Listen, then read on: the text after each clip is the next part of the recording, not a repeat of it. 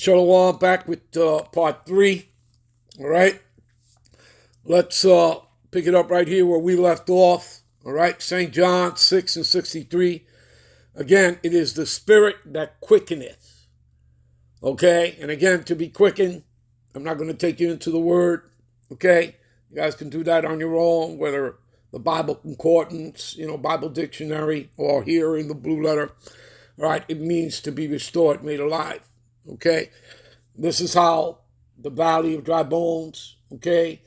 He told Ezekiel to prophesy over these bones, and, we put some news on them bones and skin on them bones.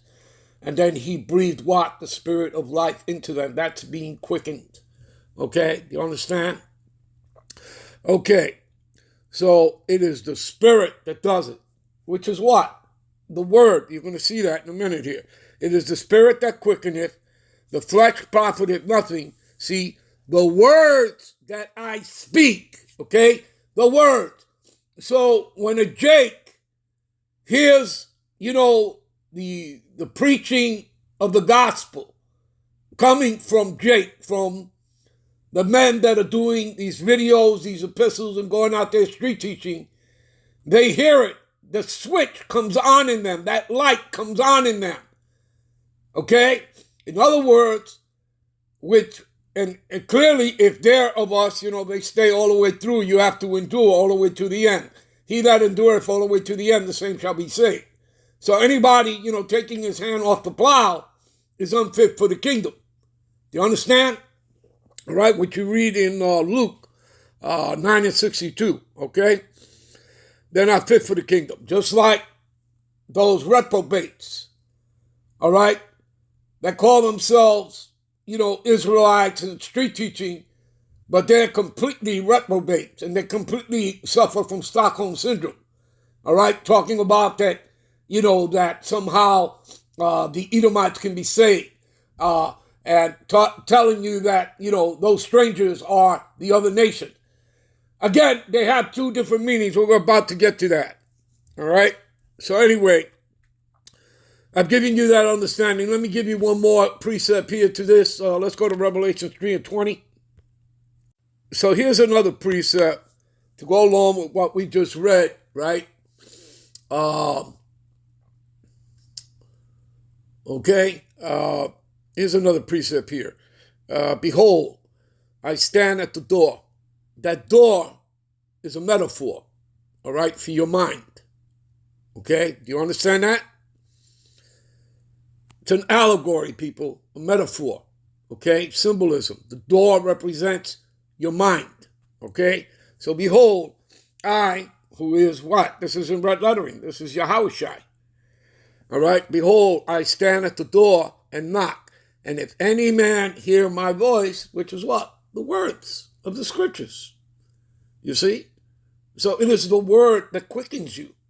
If any man hear my voice and open the door, open your mind, I will come into him and I will sup with him and he with me. So do you understand that? Yeah, how did the apostles, the elders, the teachers, evangelists, all those that you see making videos, going out there street teaching and been doing it, even before the apostle Tahar all started with Abba Bivens, all right, back in One West in Harlem. And you go back to, the 1950s. By the late 1950s, they were out on the streets, all right? I believe it started known as the Seven, okay? And Apostle Tahar, who came under those men, all right? You understand? Okay? So let's read the NLT version here. Look, stand at the door. Look, I stand at the door and knock. And if you hear my voice and open the door, I will come in. You see that? Come into your mind. And we will share a meal together as friends. You see that? And Yahushai, again, there are scriptures, I'm not going to take you to them because that's a lesson for another time. I've done it many times. Again, he doesn't see us as servants. He sees us as friends. You understand that? All right. Give me a minute. All right, here's the definition of reprobate. Rogue, rascal, scoundrel. Okay? Presents himself as more of a lovable reprobate than a spirit of corruption. See that? See, good for nothing, villain, wretch. Okay? Unprincipled person, degenerate. Okay? Wrongdoer, evildoer, transgressor, sinner, scallywag, bad egg, cat. I believe you people get the point, all right? Give me a minute. This is Jeremiah 6:30, all right? Reprobate, silver, shall men call them. Again, what's that make you think of? Right? Judas Iscariot, right? Who took the bag, all right?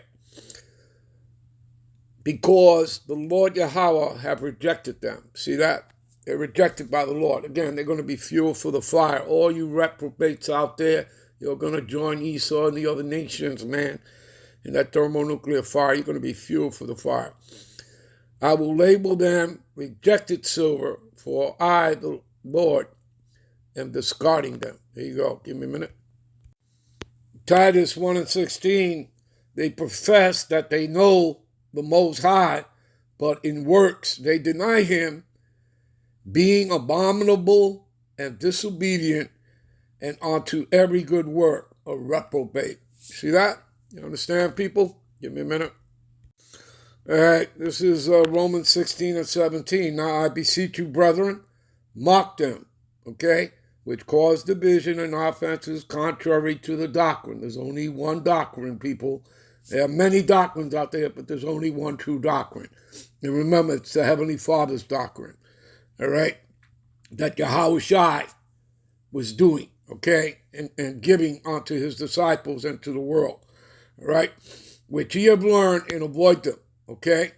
So stay away from these people that, cause division and offenses contrary to the doctrine, and avoid them.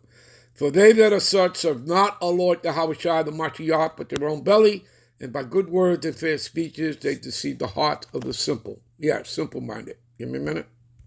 Okay, 2 Peter 2:1.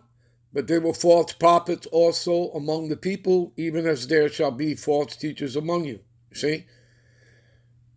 Let's jump over here to the NLT. But there were also false prophets in Israel, just as there will be false teachers among you right now.